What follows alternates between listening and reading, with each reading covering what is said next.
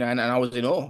I genuinely was amazed at some of the things that he was doing. And, that, as I say, it was always a massive dream for me. There was definitely a moment around 17, 18 where in my brain, I shifted. You literally drive around the corner and there's 6, 7, 8,000 people outside. I think dreams are really interesting because they can be incredibly detailed Hmm. or they can be wonderfully aloof. That's the word I'd Mhm. like to use. Because Unmistakably, that was JB Gill, and we're going to be hearing about his dream and his story in the Someday Arrival podcast.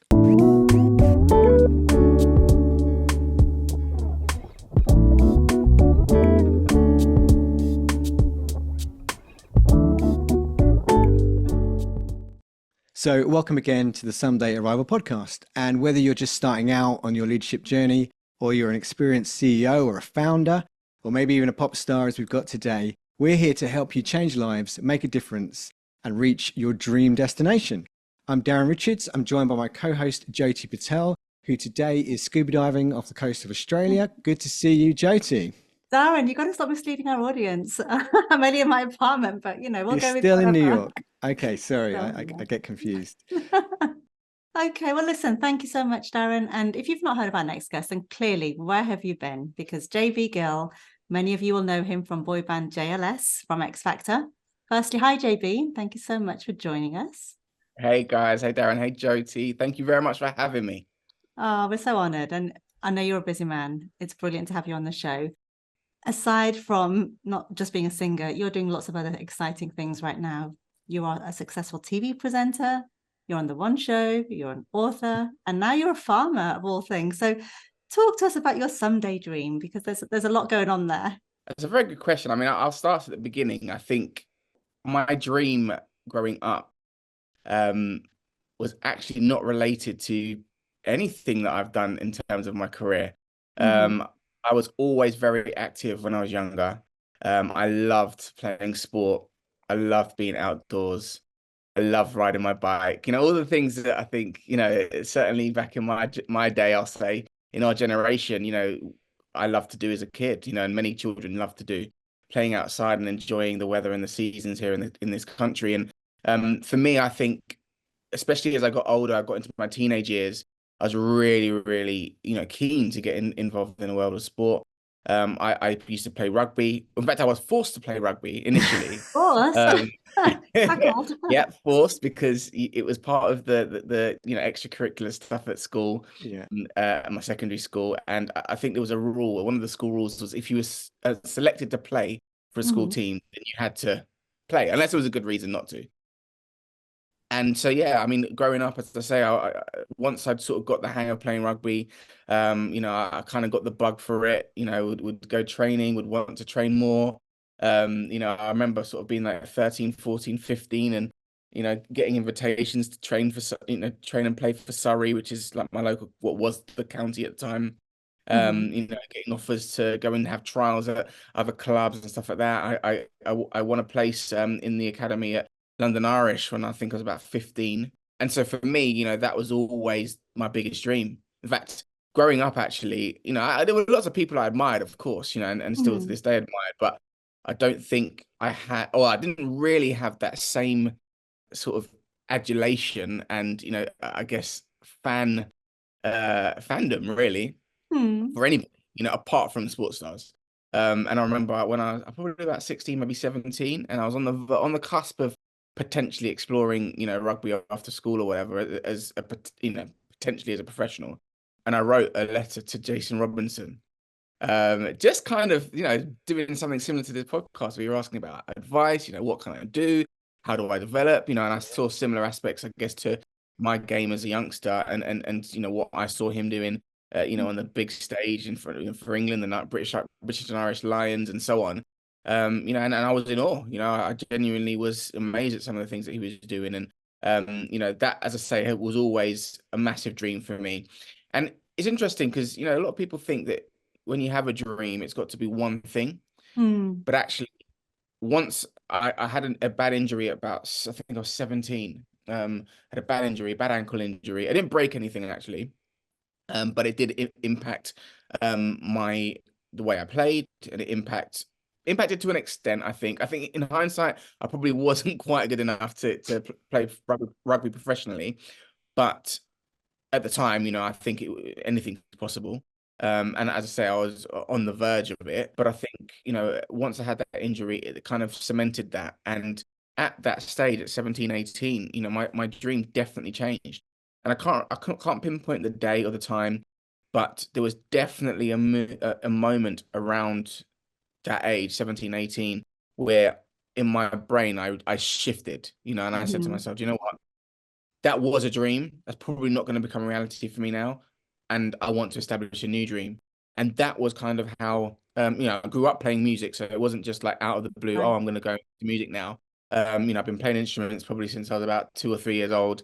I played, at one point I was playing 4 instruments, grade 6 flute and recorder and, The grade recorder 3 doesn't piano. count. We're not impressed with the recorder. You're allowed 3. Recorder Well, doesn't count. the triangle, the recorder. Recorder counts because it's a gateway instrument. It's true gateway instrument. And the recorder, I remember the first time I went to, well, at school, so like you say, it didn't quite count because we all had to play it. But I went home after the first sort of lesson that we had as a class. I took home the first music book, which has got Three Blind Mice and all the other sort of nursery rhyme songs in it. And I used to play by ear. So for me, once I knew the tune to a song, I'd literally just try and error and play it. And so I went back in the following week because I don't know if it was the music or what it was. I went back in the following week for the weekly lesson, and I literally played the whole book from start to finish. And the teacher was like, "Whoa!" So then I got book 2, and of course, I knew many of the songs in book 2. And as I say, that was the gateway because then I ended up, starting the flute, which I think I was one of maybe 2 or 3 students in my class at the time. Or in my year group at the time, that was able to do that. And it all spiraled from there. At 10 or 11, I was at the Centre for Young Musicians in London, and I'd auditioned and won a place there. And I went there for, as I say, 2 or 3 years until I was about 13, which is when the whole rugby, if you're selected to play, kind of thing kicked in. So music did take a bit of went on a bit on the back burner. But then, as I say, that I was still, as I say, involved in choirs and singing and all sorts of stuff musically. And as I say, at 16, 17, once rugby wasn't really, I didn't feel was going to become what I wanted it to be, I turned back to music, and so that became my new dream. And yeah, music, I remember there was a time, I was probably about 19 maybe, and I hadn't quite gone to uni yet, but I made a decision to go to uni, even though I knew at the time music is what I want to do. I definitely want to have a career in music. And I made a promise to myself, kind of a prayer, but more of a promise, that, I said to myself, I'm going to either be in full-time music as a professional, basically, but by the time basically while I'm at uni or within 6 months after leaving. Wow. And I remember that clear as day. I said, that's what I'm going to do. And yeah, that obviously we know what happened. And I didn't actually finish my uni. So so that definitely did was spoken into existence. But yeah, that was my dream. And as I say, the dream changed. But as a young adult, that was, my heart was set on becoming a music industry professional. And that's fine that dreams can change and they can evolve. And like you've demonstrated, you can change completely and transition into a whole different area. Nothing is impossible with dreams. However, let's talk about the dream that most people know you for, and we'll talk about some of the newer dreams that you have. But you're singing to filled out stadiums after being on X Factor, in a boy band, having hit singles like 5 number ones and selling tens of millions of records around the world. Talk to us about that dream and that journey, because that's huge. So from the point of auditioning for JLS to selling out stadiums, being at the peak of your music career, walk us through that. Well, interestingly, I think dreams are really interesting because they can be incredibly detailed, or they can be wonderfully aloof. That's the word I'd like to use. Because you can be really specific about a dream and say, this is exactly what I want to do. And, that could become a reality. But you can also be quite general about things that you want to dream or achieve. And so for me, as much as I the dream was to be involved in music. So I wasn't specific about how that would look, and at the time, I was very interested in songwriting.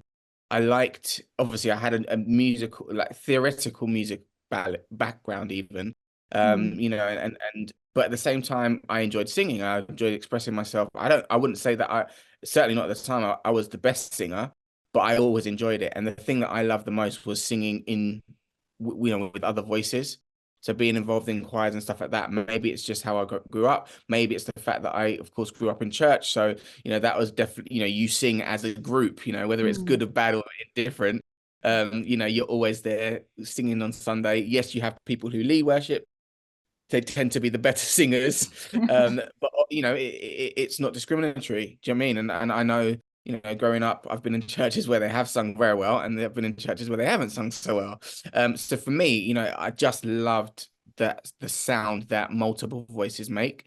And I never ever had the ambition of being in a group or necessarily, I think I probably considered singing, as an artist, but initially I wanted to be a songwriter. And it was only through working with a vocal coach that I was doing some songwriting workshops with that I ended up meeting Arisha and obviously joining JLS. And that whole journey started. And, I think, as I say, I was so passionate about music and being involved in the music industry. I didn't quite know how that would play out. But of course, with JLS, I saw a massive opportunity. And the thing I think for me that kept the dream alive was my ambition was almost never about myself. It wasn't about I want to do this and I want to do that, or I want people to love me or anything like that. It was always about the music. It's always about the passion. And so even I then go into this relationship effectively with three other guys. I was adamant at the first. If they were here with me and we were sat down talking about it, they'll tell you. Straight away I said, listen, if you're not serious about music, this is not for me. I wasn't interested in that. Oh, this could potentially be really, really big, and we could sing in front of thousands of people. Yeah. You know what I mean? Or be famous or whatever. It was about the music and the purity of that. And deep down, I believe that if we did that right, all those other things would come. And they're nice things to enjoy, of course, but that was never the focus. Yeah. So for me, when we started out, it was all about how hard are we going to work? What are we going to put in to achieve this? And I think similarly, they probably didn't know exactly what the overall dream would entail. But they worked equally as hard, and I think that was the thing that kept it going. And so I think we got to the end of about 18 months. We've probably been together trying to make it, I guess, in a traditional way where you get a good manager or a record label boss hears you and then decides, yeah, we love them, we're going to sign them. We performed in front of all sorts of different people, songwriters. We knew, well, through Marv, he had quite a few contacts within the industry. He knew the guy, his songwriter. He's a good friend of mine now, actually. Wayne Hector, who'd written pretty much all of West Class number ones, had countless number ones himself, all that sort of stuff. So we'd sung in front of those guys and spoken to them, got in the studio, worked on our own stuff, done as much as we could, basically. And for one reason or another, it didn't happen. And, lots of people have told us, said to us, you guys should enter the X Factor. And I don't know, I think we just never saw it as an avenue for us, for whatever reason. Perhaps before we'd entered, we considered it not to be a valid point of entry into the industry, because at that time it's relatively new, and no one knew the success that it would go on to have. But of course we, ran out of different options, certainly ran out of money. And I think it was, we couldn't afford to, as I was a student at the time, two of us are students, a couple of us were working, but, not in big jobs or whatever. And, we ran out of resources. It's as simple as that. And, for any dream, you have to have resources. So, I think that was when we then sat down and we thought about it. We looked at it and we said, okay, what options do we have? We think we've got something good here. How do we make this a reality? And the X Factor, of course, was that stepping stone. And that all happened very, very quickly, of course. The show from start to finish is probably about, say, 6 months, something like that. The finals themselves are 12 weeks, and you literally do go from zero to hero. you Oh, know, of and course. people don't know about you, and then all of a sudden they're like, yeah, we like those boys, you know, it's really cool. And I think we did better than most groups, certainly at that time. Of course, you know, One Direction and Little Mix and stuff came after us, but Mm. we did better than any group that had gone before us, purely because I think we had a point of identity, which was through our colors. You know, Hmm. so each of us had a different color, and immediately you know, as a viewer, you could say, oh, I like that, the pink one, I like the blue one, I like the whatever one, those boys are nice. Whereas Mm. before, you know, you're learning four different characters, four different people. You know, if you're watching an individual artist, you can go, I like that boy, or I don't like that boy, I like that girl, I don't like that girl, whatever. But Yes. when it comes to a group, it's a little bit harder to break through. And as I say, you know, we were very unique in that sense. And after we finished the show, as far as we were concerned, you know, getting to the final was an accomplishment. Hmm. And it was, you know, effectively an open door to what we really wanted to do, which was to release our own music and you know, be fully fledged artists in the music industry. And that's incredible journey. I mean, to capture all of that in just the segment that you've spoken about is amazing. But, you know, for people that were not musicians and we were watching your journey and seeing you guys unfold into the band that you became, even after X Factor, you know, it was so insightful for us to see the graft that went with that, the hard work that, not even all of that got shown, obviously, but we would see the glamour and we'd also see the grit and everything in between. But to live that and to feel that day in, day out for, like you said, 18 months before you even got onto X Factor, I can't even I can't even imagine what that must have felt like for you. But if you had to sum it up in a word, what would you say to sum up that whole experience? Mind blowing. That's a good word. And I say that in a few senses because for me, I think it was something that I literally couldn't get my mind around. You Mm-hmm. know, couldn't get around it because everything happened so quickly, and it's such a life-changing situation. But at the same time, you know, I say but we had been working towards this all throughout the show, even before the show, of course, that 18 months of preparation for doing the show. And Mm. again, I think one of the reasons why we had so much success after we came out the show, we had the determination, that grit, that focus, was because we'd had to go, you know, we'd had to put stuff up ourselves. We'd had to, you know, sacrifice. As I say, I was a student at the time, so there's not a lot of spare money. I'm sure both of you have been students in the Yeah. past or whatever. You know, there's not a lot hanging around. Yeah. You know, my family, you know, reasonably well off, but we, you know, don't come from a lot of money. So it was difficult, you know, and you're sacrificing stuff and saying, you know what, I'm not going to go out because I'm going to go and spend 20 quid on my rehearsal room on the weekend. Do you know what I mean? And so for me, I think, you know, that was difficult to kind of keep going, you know. I think that the thing that really hit home was when we did our homecoming gig. We've gone from being in this house with, you know, 10 other contestants or whatever it was, and we've come out now, effectively, properly into the outside world. It's the Mm. week of the final. We walk into, you know, basically get in a car to go to Croydon, and the whole, and I mean the whole of Croydon, is shut down. Wow. Like, you can't move. Kids have Unbelievable. like bumped off school to come and watch you. And I mean, and Fairfield Halls, bearing in mind, I've performed at Fairfield Halls multiple times as part of my school stuff, choir stuff, whatever else. And so for me, it's familiar coming back there. And you literally drive around the corner and there's 6, 7, 8,000 people outside. Yeah. And you haven't even, like, you don't see that because you go into a studio, it's got 300-400 people in it every week, and you're just like, yeah, this is great, it's cool. We know loads of people are watching at home, Mm. and they're voting because we're still here, but you don't get to see the reality of it. And so for me, you know, honestly, that whole process was just, I couldn't quite, you know, I genuinely couldn't get my head around it. And yeah, it was definitely something that I think took me a bit by surprise, even though we've been working towards that process for a very long time. But how do you go from that part of life to then becoming a farmer? Because you couldn't get two more opposite ends of a spectrum. Walk us through that Yeah, journey. it is crazy. I mean, for me, I've always been quite a chilled person.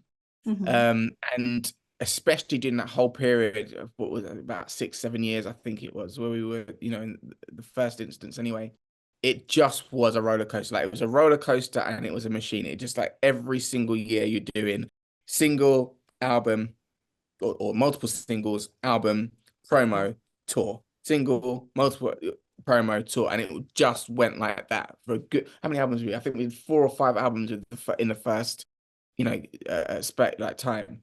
And so, when you're doing that, it's so like there's not a lot of free time. Firstly, there's not a lot of space. Do you know what I mean? And you have to sacrifice a lot as well. Obviously, I didn't have the family that I have today, but you're still sacrificing family time. I remember, my mum was relatively strict with my brother and I growing up, but I remember thinking to myself, when I was probably 21, 22 at this stage, and I used to literally come home with a suitcase, unpack the suitcase, repack a suitcase, and leave the next day and be on the road again for like a week or 2 weeks or whatever it was. And it was funny because I'd still joke with my mum now. I say to her, "Mum, you did more washing for me and ironing for me when I became an adult than you ever did as I was a child." I remember being 7, 8 years old, ironing my school uniform because, as a way of my mum teaching us how to be independent and, do what you need to do as an adult. But it was just really funny. I remember I used to wash my own clothes. I used to do all of that sort of stuff when I was a teenager. And then, I've become a professional and I'm, making good money, paying rent even. And, I've got mum doing all my washing and stuff, which is amazing. And but that family time, I think, is really, really precious. And, as I said, there wasn't a lot of space. There wasn't a lot of downtime. At the most, we probably have a week to 2 weeks off, perhaps in a year. You didn't get weekends. Sometimes you're away for birthdays and funerals and christenings and weddings and all of that sort of stuff. So when I left my family home, I decided to move a little bit further out. I'm not actually that far in terms of distance from my family home, but where I live is definitely semi-rural. So for me, it was something that I was really, really keen on, having my own piece of land, my own space that when I did have a day or two off, I just had peace and quiet and chill and relax. And, life was very, very busy, very fast paced, as you can imagine at that time anyway. So yeah, that was how I ended up here. And the journey into farming was quite an unusual one. Again, it wasn't particularly planned. But I was going through a phase of life where, and I think we all do it, and certainly as Christians you do it, where you start to work out like who you are and what you're about and what you want to stand for. And especially for me, obviously my wife now, we'd been going out throughout that period, boyfriend and girlfriend or whatever, and we got to the stage where we're talking about the future, and you're talking about kids, and you're talking about all these very grown conversations.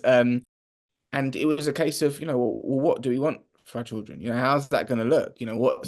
What's married life about? How's that going to play out? All that sort of stuff. And, when we got married and we were expecting Ace, that was, as I say, that transition point with JLS. Yeah, December 2013 was our last date for JLS. And then we got married in May. Ace was born in September, and it was again all quite quick. But I remember, we were talking about, okay, what's next? What am I going to do? How's it going to play out? What's it going to be like? And really and truly, it came down to, okay, well, firstly, we had this space because where we are, we've got about 15 acres of land, which is a nightmare to look after if you don't use it properly. And that was literally the first starting point. Okay, we've got this space. What can we do with it? And then a few people came up to me and they said to me, "Oh, they really, think that I could, do TV presenting and be involved in stuff like that." And you do little bits and pieces of that as part. I did do bits and pieces of that as part of JLS, where we'd like host our own music show on the box or the hits or whatever, and little stuff like that. And people said, "Yeah, you'd be really good at that." So I remember CBeebies approached me and said, we know that you've got a farm. How would you feel about doing, something with the children's show? And I've always enjoyed working with children anyway. And obviously then, being imminently having Ace and starting our own family, it just felt like a really good move. And that was the first thing. And I got to the stage, I went through a stage of, wanting to be like a purist farmer, like properly, I'm just going to do this. This is all it's going to be, and so on. And actually, I was praying about it, and Chloe and I were talking about it. We were both praying about it. Lots of people I was speaking to, talking to them about it, and they, there's something that God expects from us as Christians, to be, and that is resourceful. Whether you have a little, whether you have a lot, it's really important to use what you have and use it to the best of your ability. And so for me, that kept standing out. Chloe kept saying to me, like, okay, it's great that you want to do the farm stuff, but actually you've got this whole history of professional life that is embedded in entertainment. So what are you going to do with that? Do you know what I mean? And so obviously, as I say, it kind of all happened really quickly. Down on the farm got involved, and it just went from there. And I think with TV, especially, it's good to have a niche. You don't necessarily want to pigeonhole yourself, but it just makes you stand out a little bit. And you can make television about all sorts of stuff. You can make podcasts about all sorts of stuff. You can sing music about all sorts of things. You know what I mean? You get people who are unknown because they don't have the fame or notoriety necessarily, but they're incredible musicians. They might write scores for films or whatever. Do you know what I mean? So you can do so many different things. And as I say, like, resourcefulness was really on my heart and on my mind at that time. And effectively, it became a way for me to sort of bridge the gap between what people knew me for and the industry that I'd come up in and people recognized me in, but also to kind of live out a passion or a new passion, a new dream that had, kind of been born out of this time that I've now found on my hands with JLS having come to a bit of an end. So yeah, that's kind of how the farm came about. And I can imagine being, ending a pop star career, it must feel very daunting thinking what's next. But it sounds like you've traveled through different seasons of your life, and then all of a sudden over time, there was a point where they just all started to integrate, which is where you now find yourself. Absolutely. Do you know what I say? I always say, so to like my kids especially, but any young people that I speak to, I always say to them that, and certainly to parents as well, young parents, it's hard sometimes knowing what to put your kids into, what will they be good at, what can we do? I always say, listen, do as much as you can for as long as you can. Love that. And when the time comes to make a decision, that's fine. But for me, I definitely went for a period where I was like, you know what, hold on. Like, I actually am passionate about a lot of things. I'm passionate about music. I'm passionate about sport. I'm passionate about nature and the outdoors. I'm passionate about welfare for animals. I'm passionate about lots of different things. And why can't they become part of what I do? And it's not to say that everyone's passion is going to become a career path for them. But if you do have a passion, as I say, for me, the thing to get right is the passion. You know what I mean? To really hone on that. And if you are good at something, generally speaking, it will become something. It can become more, and it will become more. Darren might brush me up on this. The proverb, I think, it is, that says your gift will take you before kings. And so if you work on the things that you're good at, the gifts that you've been given, the resources that you have, then actually they will multiply. Do you know what I mean? And they'll get you into spaces that perhaps you never dreamed about or never aimed for, but actually it's part of your story. And as I say, that for me, I have no idea why I ended up walking, speaking to Arisha and ended up in JLS. But for me, it's for a reason, and as I say, as a spiritual man, as a man who, who loves Jesus, who loves God, it's really important for me to use those opportunities. You know what I mean? And even if it's just to point someone else in the right direction, even if it's just for my children, I don't know what my kids are going to be when they grow older. If they got to pick up a phone and say, Dad, what do I do in this situation? Maybe I've experienced it already, and sometimes it's difficult. A lot of sort of the conflicts that you might see within a family home is, Mum, Dad, you don't understand. Do you know what I mean? I don't know. So it could be anything, any number of those things. But for me, as I say, I think it's really important to use the gifts and the skills and the abilities that you have. And if they're multiple, then brilliant. Couldn't agree more. Passion is the stuff that dreams are made of, and the possibilities are endless. So you don't have to just limit yourself, spread your wings, taste life, figure out what makes sense, and the rest will come together. But thank you for sharing that. That was very, very insightful. That was a whistle-stop tour. That was great. Really. Great. You did a good job there covering everything.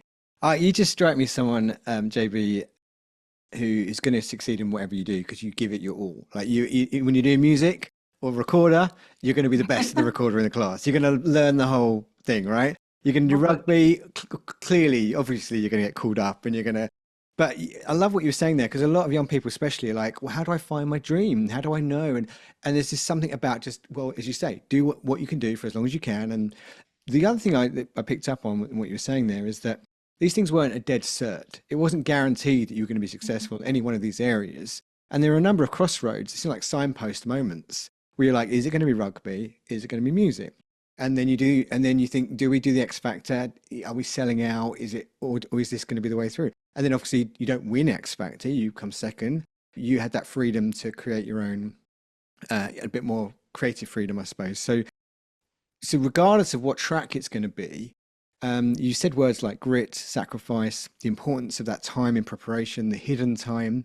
What kind of qualities do you think a young person or a young leader, or even just a new leader that could be older, needs to succeed? What are the kind of character traits that you've seen in successful people who have made it and have been successful? What do they have in common? They've got resilience. Mm. I think above anything, it is saying yes when everyone says no. Keeping on going when you're tired, when it's not working, when it's not happening, when it's not clicking. I think for me, that's one of the most important ingredients. And the reason why I think, and you mentioned it there, Jyoti, passion is so important is because that is what keeps you doing all of that, keeps you going, keeps you working hard, keeps you focusing when it does get tough. Because if you don't love something, it's the easiest thing is to put it down. Just be like, well, it is what it is. If you love it, you'll just do just one more. Okay, are you sure? Yeah, okay, fine. Do you know what I mean? And so for me, I think resilience is top of the list, has to be. I think it helps to have a good vision, or to be able to see, to have vision. Not everybody, people can execute incredibly well, but not necessarily have vision. And I think there is a difference. There are two different things. The two different characteristics which can define someone. Like you can have an incredible worker, an incredible, someone who like excels when it comes to that, but it doesn't automatically equal a great leader. And I think vision is very important for that. And the reason why I say that as well is because vision doesn't necessarily mean having a plan and then executing the plan. Because executing the plan, as I say, is one thing, but sometimes having vision is understanding when the plan needs to change to execute a slightly different plan. Do you know what I mean? And recognizing that, understanding that's a skill, and that's not something that everybody has. And you've done that. You've reinvented yourself like 4, 5, 6 times, and then excelled in those things. Like, is there a secret or a tip to reinventing yourself? JLS comes to the end, and you're like, oh, okay, that was huge. Now what? Like, I don't know if there's a secret. I mean, for me, part of it was patience. Just sometimes when you rush, you go down, perhaps go down avenues that aren't necessarily meant for you, and you can potentially waste time. I'd say, yeah, the decision's got to be considered, and it's got to make sense. And as I say, for me, like it's always been about brainstorming and coming up with a plan. And my wife's very good at that. To be fair, she's probably better even than I am. She's always writing stuff down. She's always putting plans together. And as I say, those plans might change. We both sat down and we said, like, what is my work going to be about? We ended up coming up with Face. Of course, the farm had become a new thing. The family obviously was a relatively new thing, certainly those days. And now, we do lots of stuff together as a family.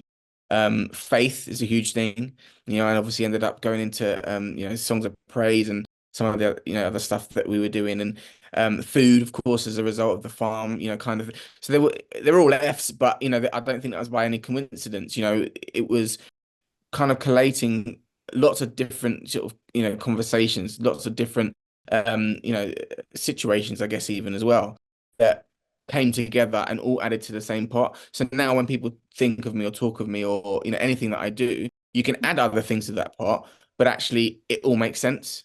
It's not just, oh, one day I'm going to go and do that, and then the next day I'm going to do that, and then the following day I'm going to do that. Do you know what I mean? And so, having that, putting that together, having that plan is really important. So then you're able to go and execute that plan. And as I say, if it changes, that's cool. but actually you've got a bit of a blueprint there to say, this is what we were aiming for. And you can look back at it as well. And sometimes I say when you do get lost, and that happens to the best of people, actually, when you go back and you look and say, oh yeah, I forgot we were going to do that. Do you know what I mean? So actually that time that potentially could have been wasted, perhaps you can get, actually, we're just a bit off track. Let's come back to this. And then actually this is the right order for it to go in. So those two definitely, yeah. And I think those are the key components. And then the final component, I think, is also really important. When it comes to success or being a good leader, I think you have to understand how to raise up other leaders, because I mean, any individual is finite. That's just fact. So whatever point that is, whether it's a short period of time or a long period of time, there will come a time where you're not going to be the leader. So then how does the work that you've done, the things that you've put in, the conversations you've had, the relationships you've built, whatever, how does that continue? If you're a great leader, it will continue. If you're not a great leader, it dies with you. And that's just the truth. That brings us nicely on to your next question, I think, JT. I was just about to say, thank you so much. So, JB, talk about some of the lessons that you've learned. And when it comes to leading others, what can you share with our listeners for that? I mean, I've learned a number of lessons, to be very honest with you. One of those lessons, just leading on from that point, is there's no success without succession. So you don't. Yeah, it's a quote we've been using in every episode. So you're on script there. See, this is what I mean. There isn't any, and it's facts. I think if you don't prepare for that time, and to an extent, I did that with JLS. I probably wasn't as ahead of the game as I thought I would be at that time, in hindsight. But I always knew that JLS would come to an end at some point. And of course, now we revived that. So I'm still working with the boys. We've got a great relationship. But that first time when we said, you know what, we're not doing this anymore, I genuinely didn't know whether we'd do it ever again. But I knew that day, if someone said, we all ended up sitting down together. We'd finished our album or record deal. So we'd actually completed the 4, I think, albums or 5 albums that, was required with that X Factor contract, that Sony contract. We'd actually been the first X Factor act, I think, to complete it. And so we sat down and said, what do you want to do? Do you want to do another 5 years? Do you want to do another couple of albums? Do you want to call it a day now? And we made the decision, like, we're on top. Like, we can all do our own individual stuff, do whatever it is that we want. We've got a great legacy for ourselves. This is the time to do that. And so for me, in hindsight, I probably didn't prepare as much as, what do I do as an individual? Because I'd been so focused on what I'm doing as part of the group.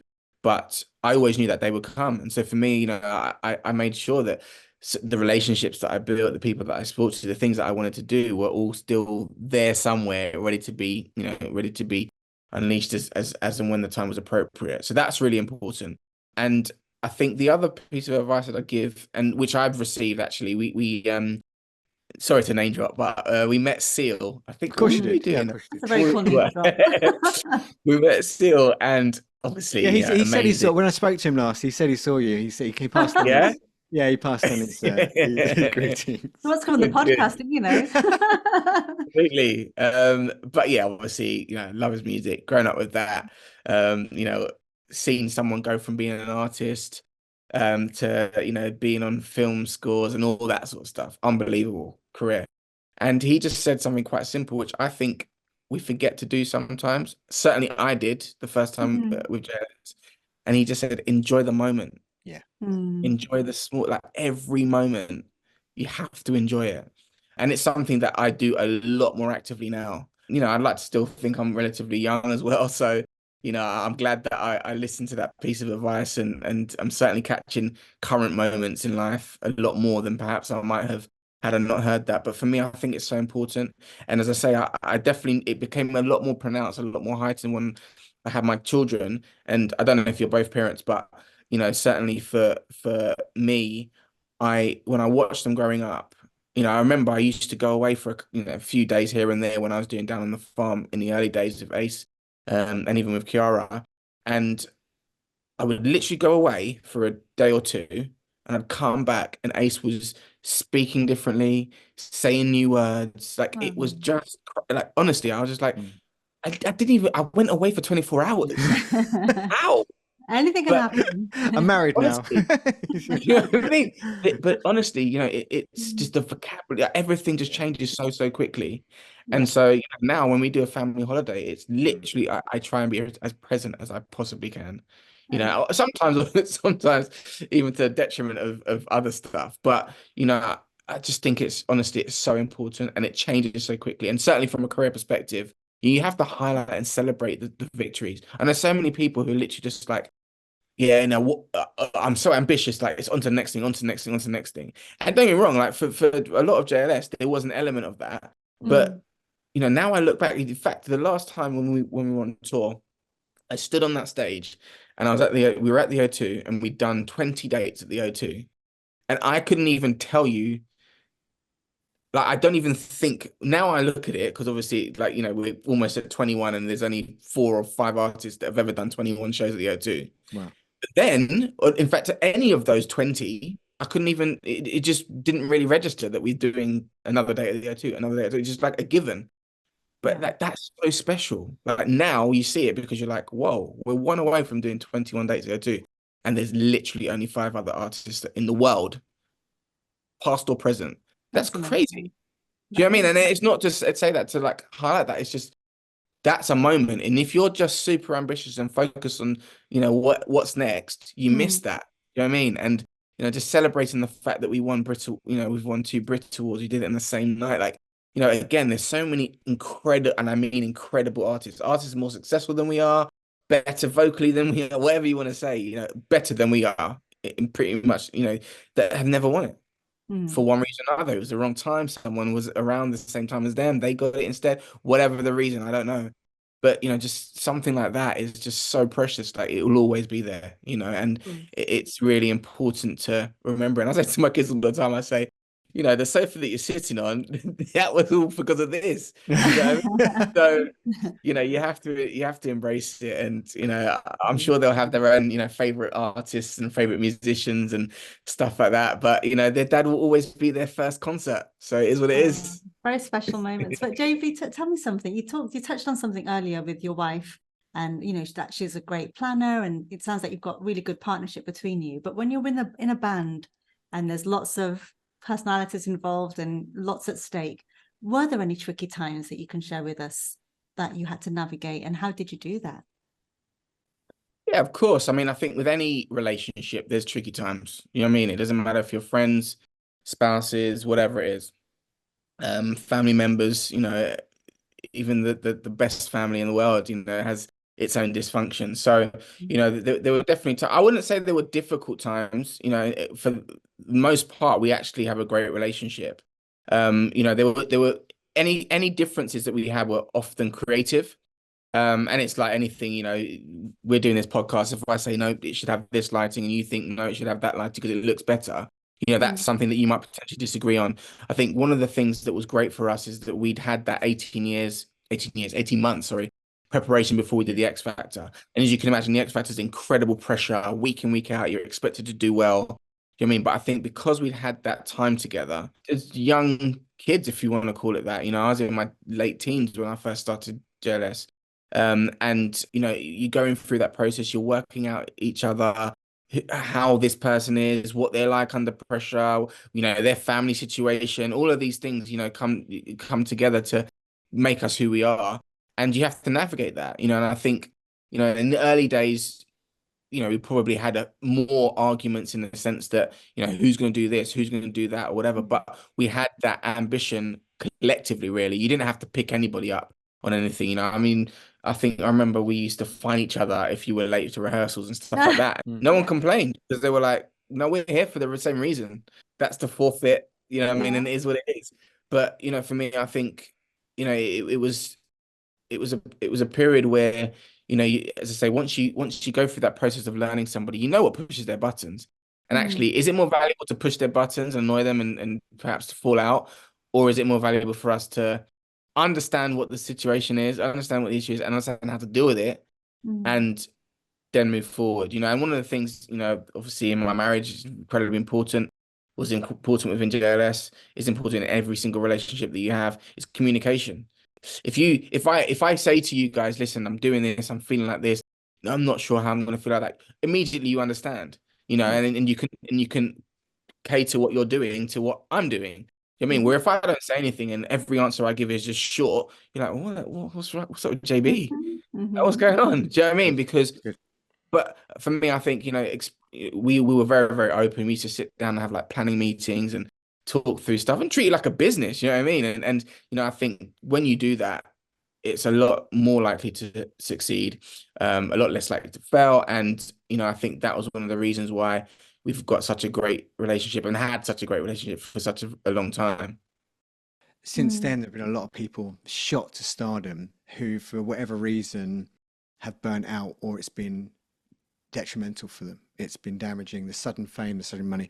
How do you survive success? How do you, I know I've met your mum, she's obviously a big part of kind of your value system, but like, how do you survive for the long haul as a leader, as an artist, as an entrepreneur, as a businessman?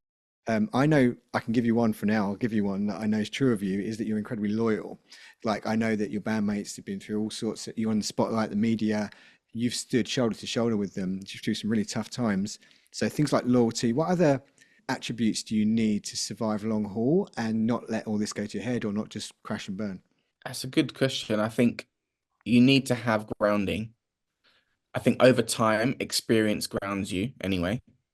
Mm. But certainly in the early days for me, having my family, like my mum was, like you say, very instrumental in everything that I've done. Not just because she's my mum, but because, I think there was always, she's got a saying which, she's always told my brother and I, is that she always expected us, sorry, to be better than she was, in the Wow. sense that, she was very successful in her career. She achieved, a lot, but her hope was for us to go to that next level, whatever that next level might be, whether it's financially, whether it's status, whatever it was. I think you'd probably have to jump her on this and ask her exactly what she meant by that. But for me, that it's all of those things, and I find it's often a lot of people who are in positions of power, leaders, they don't like it when someone comes in to supersede them. And I Mm. understand that to an extent because, sometimes you can feel threatened. And especially when you're so passionate about the things you do and you've achieved so much, it perhaps doesn't feel nice. But, it's definitely something that I've taken with me personally that, I want my kids to do better than I did. And I did all right, and my mum worked incredibly hard. She sent me to private secondary school, and I had good A levels and good GCSEs and stuff like that. They weren't the best in the world, but I believe whether it's education or otherwise, my children are capable of greater than what I'm capable of, and I want to give them the opportunity to do that, and so for me, I think a lot of people might explain it in a slightly different way and might have a different intention for what they see as better than what's gone before. But for me, I think I really strongly believe that, and so yeah, for me, I think encouraging that next generation and giving them a platform is really, really important. And my mom used to also say, um, if she used to say, somebody has to do it. Why can't it be you? Amen. So for me, that just gives you carte blanche. It's just like you can do whatever you want to do. Someone has to do it. Someone Mm. has to be, a presenter on the One Show. Someone has to be the Prime Minister. Someone has to be, sell the O2 out, whatever. Do you know what I mean? Someone has to do it. Why can't it be you? If Yeah. that's what you want to do, you have to work hard. And the other things can come. And if you believe it and if you want to achieve it, I mean it's certainly within your right. And don't be wrong, there's lots of bits that go along with that to actually help that become a reality. But it's possible. You know what I mean? And I think for me growing up, I never ever felt restricted. I never felt restricted by money or lack of. I never felt restricted by status or lack of.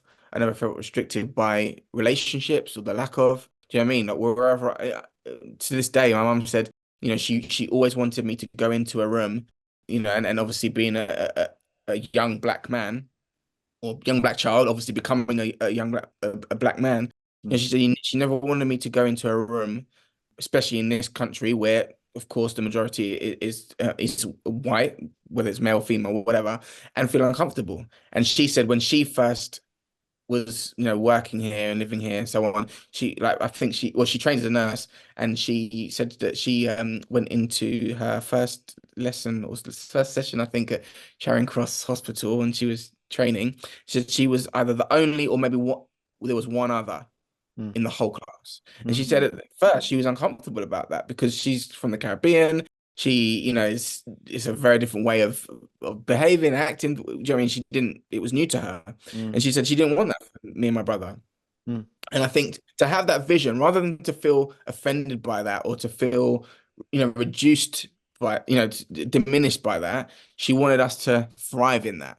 You know what I mean? And she wanted us, and now, I can walk into any room, and I mean any room. I've been on holidays even sometimes when I'm in my own my own space with my family, and I'm like, and Chloe will say to me, the only black guy here, and I'm like, okay, sure. Do you know what I mean? And it's not to, it's not to highlight anything other than the fact that I can feel comfortable in any space, in any place I go, whether it's someone I know, someone I don't know. Do you know what I mean? And as I say, someone has to do it. Why can't it be you? You can go anywhere, you can do anything if you want, if you really do want and you're to. laying a track. I keep thinking back to what you said about the homecoming gig and all the little JBs, all the kids who maybe didn't go to private school, maybe did, but maybe the British Indian kids, maybe the black kids who are there going, well, he was on TV last week. He's on TV tonight, and if he can do it, and he came from down my road, then I can do it. It's the kind of you can't be what you can't see. I love that phrase. And once you've done it, the door's open. You've it's ajar. Even like our Prime Minister at the moment, this person of colour, the door is open now to people who might have not thought politics was for them. For you, like you've opened doors. Farming, not a huge number as far as I'm aware of kind of pop star for a start, but kind of black farmers, and you're showing that you can do what you like. Actually, you do what you like, and I'm going to do this now. Jyoti, British Indian, there aren't a huge amount of British Indian presenters, or you're doing something so that others can follow. It's good. No, I love that. And I love the values and the messaging that your mom instilled in you and your brother. I mean, what a great mindset to have as a child, to feel like everything's possible, and why can't it be you? I can see how that would have carried you so far in life. And following on from something you touched on earlier, you came ahead of us, but we also love the quote, "There's no success without succession." What does that mean to you? What's the kind of legacy? You've touched on that word before in this conversation. What would you like your children to see? And not just your children, the world. What kind of place do you want to be in that world? For me, I just think it's so important to encourage the next generation. You know what I mean? And we, and I'll say we in terms of all three of us, we've all had experiences, we've all had things where, we've gone through that have worked, perhaps that haven't worked, that made us feel comfortable, uncomfortable, all the different antitheses that there are. Do you know what I mean? All the things that you can experience in life. We won't have experienced the same things, but there'll be things that we'll be happy about, sad about. Do you know what I mean? That's all experience. And for me, to pass that on to the next generation who haven't yet gone through that is invaluable. Do you know what I mean? And I always, as I say, I had a great childhood. I have both my parents, and even I talk to my mum about it now, and one of the things that especially with my sports journey, and I think my mum was a bit sad about it, but it's not a negative such a disappointment, JB. I just wish you'd done something in your life. No, it's she's sad about the fact that I often say to her, I wish I would have had someone to take me to, like, encourage me more in my sport, because I think I would have gone further. It wasn't that they didn't encourage me in my sport. It's just that at that time of life, there's a million other things going on. And now I'm a father and a parent and a responsible adult. I know that the pressures that comes with. Do you know what I mean? If you've got to work, you've got to work. It's as simple as that. I know my mum, worked incredibly hard to give my brother and I the opportunities that we have and had. So as I say, there's no obviously ill will there, but I look at my children now and I'm literally like, if I can make training, I'm going to training. Do you know what I mean? If I can go make the game, I'm finding a way to get. Ace is Tottenham. He's signed for Tottenham, isn't he? For young. Yes, yeah. So he signed at Tottenham Hotspur Academy. I mean, to be honest, he's probably a little JB in his own right, budding. Yeah, I can bet. And Kiara's not far behind him. Um, but yeah, I mean, they both do so much. And at this stage, it is all experience, genuinely. I don't have any direct ambition for him to become the next big footballer or, even, artist or actor or whatever. But they do all of those things. And all of those things, I say to him that even now, like, the stuff that you're doing at Tottenham, like you're one of 20 kids Mm. that have been selected to do that. So, that's something to be celebrated. It doesn't mean anything necessarily right now, but that's an experience. You just have, that's a moment you have to hold on to, so I'm all of the things that I believe I'm trying to instill in him and Kiara, but not just that. One of the reasons why I love doing Down on the Farm is because it's the next generation. They're learning about all these things that are going to be as important, as imperative in their lifetime. Do you know what I mean? When I'm no longer there, when I'm no longer on the soapbox, talking about whatever, and when I'm no longer on television shows because it's the next crop of, the next wave where everything's gone digital, so it's all on, on your phone screen now, which is obviously the way everything's going, and the younger ones are going to be the relevant ones. For me, I think, I always look at it like I believe there's how many? I think 7 or 8 pillars in society. So you've got education, you've got politics, you've got law, all of those things, and they're going to be the ones in those positions of power. They're going to be the ones making decisions. And if they're the politician talking about passing a new bill and they have no concept or regard for animal welfare, then guess what's not going to get passed? No one's going to be talking about animal welfare. If they're not, going to be talking about education and how important it is to, teach the next generation and to gain knowledge and understanding and wisdom and all that sort of stuff, like just not going to be done. So for me, anything I can do in my power to pass that down, Mm. I will do it. Absolutely. I think it's so important. And I love it. As I say, I love working with young people and I love, I always say it's one thing to kind of toe the line. And I think it's important for children to understand discipline and, how to fit into certain situations when there are rules and, there are perhaps certain instances that they might not personally agree with. But I think you also have in that process also not to stifle their creativity. Because I think that's when some of the most incredible things are born, when you say, okay, yeah, I'll toe the line, but actually this is my idea. And that changes the face of everything. Do you know what I mean? And as I say, I think it's being able to part little nuggets like that. A child or a young person could spend a lot of time, working out through trial and error. But actually, if you have a place in their heart or you have their ear and you can talk to them about something like that, it's invaluable.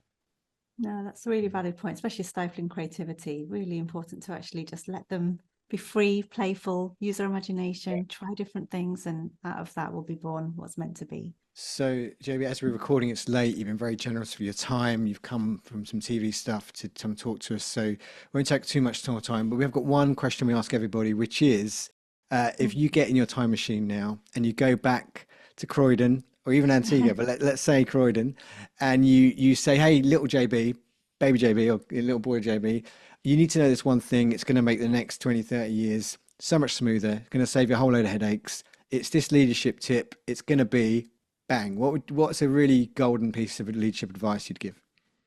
Oh, the one piece of advice I'll probably give my younger self is to value your relationships. Because I think your personal relationships are incredibly grounding and helpful, especially when times are difficult. And those external relationships, like your network, effectively, is instrumental when you've done everything that you can and you'd have no idea what the next step's supposed to be. And I think nurturing those relationships is one of the hardest things to do. And, I mean, it's no secret. It's always said that, when everything else is said and done, the thing that you have left is the relationships. You know what I mean? So if you've looked after them, then you have lots of people around the bedside. If you haven't, guess what? You have a lot of people around the bedside. So for me, I think, yeah, that the most important piece of advice would be to value your relationships. Yeah. Good pile of wisdom right You can there. get Sorry, somewhere Gavin. by kind of climbing on other people's shoulders, or you can get somewhere by letting other people climb on your shoulders, basically. Like there's two ways to do it, isn't there? Yeah, JB, I just wanted to wrap it up really. And I mean, it sounds like you're very passionate about the farming. I know you've got some books coming out. What are you most excited about, and how can we follow you and support what you're doing? Well, I'm excited about the book. I've got a new book, book two, of Ace and the Animal Heroes, which will be out later this year, perhaps early next year. Still not got a date for that, but that's very exciting. I've written it, which is good. I know a lot of young people, certainly my son's age and some of his friends are desperate to get the new book. It's on its way. I'm really excited about that. And I've got a new TV show coming as well. I don't know if you know, we do Cooking with the Gills as a family. Yeah, I saw that. Yeah. So Oh, love that. I'm really looking forward to season 2 of that, which is great. It's a lovely family show, on Channel 5, and we have a lot of fun filming that. This year, I'm doing everything. We're doing a summer tour all around the UK, various different race courses and castles up and down the country. It's an outdoor gig as well, so more festival vibe. Gosh, you sound like a busy man who needs a good rest. But you're loving what you're doing. You're loving life, and that's not a bad thing. Thank you so much for making the time, especially knowing how much you've got on your plate. Really appreciate it.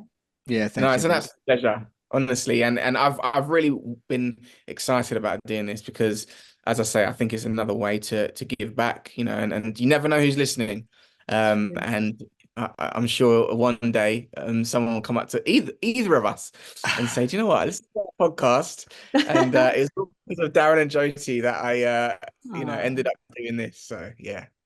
Oh, I that's think nice. you are a role model, definitely, and you are an inspiration. And I love that you still got the hunger and the drive. Like Mm. you're like just as excited about book two as you were probably about some of those initial auditions for the X Factor. You're just like you give your all to whatever you're doing, and you get passionate and excited about it, and it drives you. And that's really infectious. So yeah, thank you for your time, especially because it's late right now. And thanks for all the insights and wisdom you shared. No worries. Thank you, guys. So that was JB. Jyoti, what do you think Yes. of JB? I think that he's living an incredibly rich tapestry of his life, He and is, yeah. gosh, like you say, that passion. He's not. It's not finite with him. It's Mm. just it goes on and on and on. No matter what project he's involved with, no matter how much time has passed, he's Mhm. excited about every single project like it's the first one he's doing, and that really, the passion. You can tell it fuels everything that he's doing. What an Yeah, incredible and he's man! the real deal. He's got the character. I talk in my Yeah, book about character, and interestingly, he jumped in and talked about succession and I living know. success, which was great.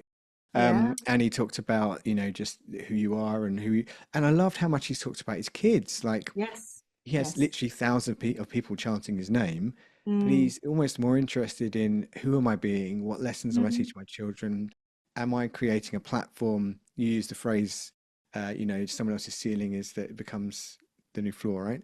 So That's right. yeah, and he's very much got that mindset of number one, his mum told him, why shouldn't it be Mm. you? Why shouldn't it be you in the room? And now Mhm. he's going to say that to his kids. Well, I played to stadiums. Why shouldn't you play a world tour or whatever? The Mhm. next, the next, the next, the next. And he isn't. I'm sure there are lots of people in his industry who are not necessarily the loveliest people to spend time with, but he's so grounded, he's so humble, Oh, it really given up his is. time for us today. Yeah. And that's who he is. And I've been fortunate enough to see him kind of off camera a little bit and spend some time with Mhm. him. And he's the same. He's the same. Yeah, the word Well, it comes integrity. across very real, very Yeah, authentic. And, something you touched on about his children. I love the fact that his dreams have almost, evolved to include family, his wife, his kids, yeah, teach them about things that are really important for him and the world. And, he's just moving his dream in a certain direction as he goes through life in different seasons. So yeah. And just he's shows how he's many doing dreams you can what he have. can with what he has. I love that Mm. phrase when he was talking about, look, you don't have to have it all planned out. Have a plan. Do all you can for as long as you can in a particular direction. Get Mm. ready to shift and pivot if you need to. And it just so happened that his particular staircase went a bit higher than some people's, but he's Mm. done is just all he's done. He's taken what he's been given in terms of education, opportunities, and just kept grafting, grafting, grafting, grafting, and taking opportunities when they came. And that's why he is where he is today. And he's got the same values as I think as he started out with: hard work, Absolutely. applying yourself, excellence, Yeah. and relationships. So wow, Mm. what a good, what That's a come guy up to spend time with. I feel like that's come up a lot in our episodes, is relationships and friendships. And I think, it's so great that leadership is moving in that direction, where it's not just about what it used to be on the old model. People are really beginning to value what those connections are and how to humanize them. And I think that's really important to acknowledge. So, and if you want to learn more about leadership, or at least when I think about leadership, you can read The Plane Parable. It's on Amazon. It's an audiobook. You can get it in a whole number of places. And it talks about some of the things we've talked about: succession, leading others, character, and lasting for the long haul, as well as raising others up. Lovely to have a look at that. Other than that, thanks for joining us. I'd like you to click and subscribe to this and share it with others. That's how we reach a wider audience. Or if you feel like JB's story will inspire someone that you know, a family member, a friend, a colleague, just share it with them and just say, look, I think there's some nuggets here for you. And other than that, keep believing that you can be in any room. As JB said, why not you? And until next time, remember to make someday today.